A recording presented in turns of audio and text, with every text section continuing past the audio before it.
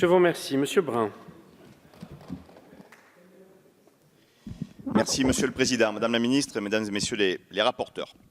Alors, depuis le début de l'application de cette décision pour le moins technocratique, déconnectée des réalités du terrain, nous connaissons le sens de votre silence, Madame la Ministre. Il en dit long d'ailleurs sur votre position, logique de bon sens au vu de votre engagement expert depuis plus de 20 ans au plus haut niveau de l'État. On vous a pas entendu, Madame la Ministre, ces derniers mois là-dessus.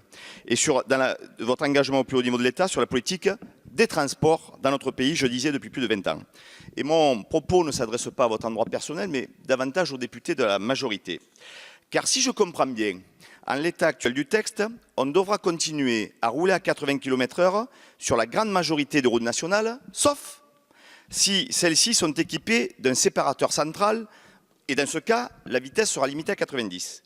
90 km/h, comme sur les routes départementales, mais pas toutes, selon que le président de département aura décidé ou pas de repasser à 90, à moins qu'il n'ait choisi de laisser certaines voies du département à 80 km/h.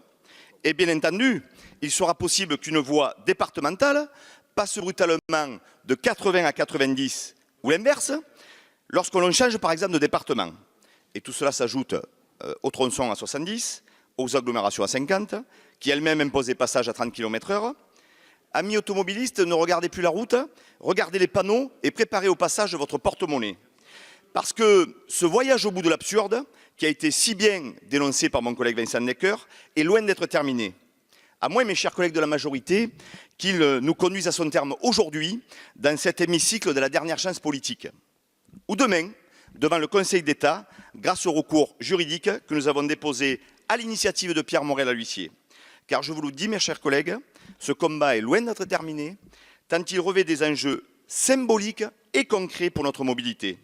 Dans des territoires où même si elle est amenée à se partager davantage, à se décarboner progressivement, la voiture reste l'outil numéro 1 de la mobilité.